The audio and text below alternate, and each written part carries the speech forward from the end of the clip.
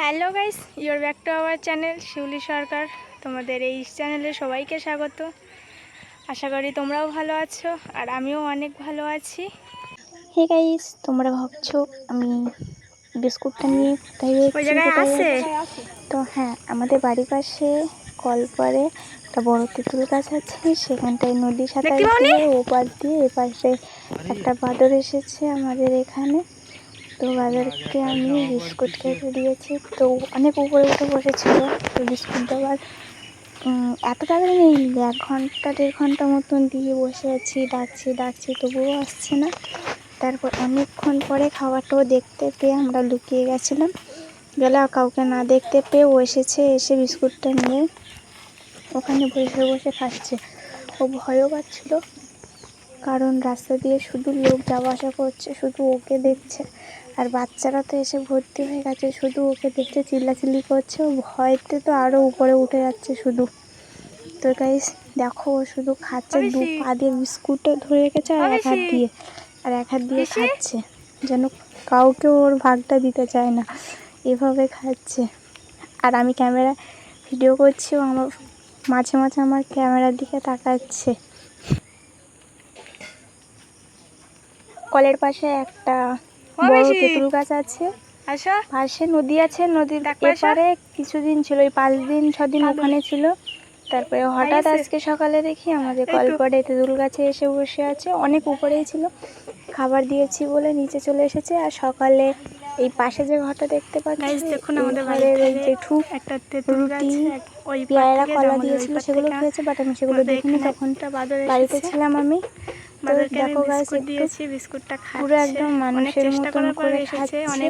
আর আমি নাকি শুনেছি যে বাদরেরা খায়, আর ওই যে সাইডের যে ফোলাটা দেখতে পাচ্ছ বাদরের, ওখানটা নাকি জমিয়ে রেখে দেয় পরে খাওয়ার জন্য। তো হ্যাঁ, আমি আজকে দেখলাম ওকে। ওই যে মারা সাইড দিয়ে আসছিল বলে ও আবার একটু উপরে উঠে চলে গেছে, উঠে সেখানে বসে ও খাচ্ছে। তো দেখো, সবাই বাদরকে দেখার জন্য চলে আসছে। এই যে আজকে রাস্তা দিয়ে তো লোকই কমছে না, সবাই আসছে ছুটে ছুটে বাদরটাকে দেখার জন্য। সে ভয়তে তো আরো উপরে চলে গেছে, এই সাইডে বসেছিল আর ও ওখানটায় চলে গেছে, গিয়ে ওখানে বসে বসে খাচ্ছে। দেখো ওখানে ওই যে বসে আছে, কিন্তু আমি ডাকছি এত করে, সবাই শুনতেই পাচ্ছে না। আর এইভাবে ক্যামেরা ধরার উদ্দেশ্য হলো, ওকে এইভাবে ধরলে তখন দেখা যাচ্ছে না ওকে আমার সাথে, এইভাবে ধরলে তখন দেখা যাচ্ছে ওই যে গাছের মাথায় বসে আছে। বিস্কুট দিয়েছে গাইস, ফেলে দিল। ওই যে দেখো চলে যাচ্ছে, আবার পা চুলকাচ্ছে বলে পা চুলকে নিচ্ছে, মানে চলে যাবার চিন্তা ভাবনা নিচ্ছে। সকাল থেকে এখানে অনেক লোক আছে, সেই জন্য ভয় পাচ্ছে এখানে।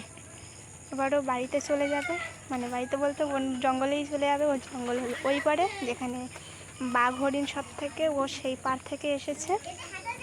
চলো তোমাদেরকে দেখাচ্ছি।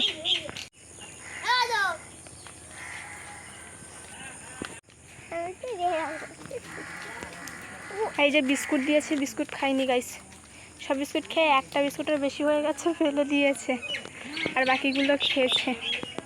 ওই যে এখান থেকে দেখা যাচ্ছে না, সূর্যের আলোয় মনে হয় অন্ধকার পড়ে গেছে সাইডটায়, সেই জন্য ওকে দেখা যাচ্ছে না। ওখানে আছে মনে হয়, এবার নদী ওই পারে চলে যাবে। আর ও ওপার থেকে এসেছে নদীর সাঁতার দিয়ে। তো আমি তোমাদেরকে দেখাবো, এখন সকালবেলা এসেছে তো এবার ভিডিওটা তো আমি এখান থেকে করে নিচ্ছি। আর আমাদের বাড়ির ধারে নদীটা কত বড় সেটা তোমাদেরকে আমি দেখাবো। অত বড় নদী ও সাঁতার কেটে এপারে। আমি আর আমার এই বুনু দেখতে এসেছিলাম বাদরকে। ফার্স্ট একবার দেখে গেছি, গিয়ে এত ডাকলাম তো তাও আসেনি। আর বিস্কুট নিয়ে এসেছি, নিয়ে এসে নিচে রেখে দিয়েছিলাম এই গাছের মাঝখানে।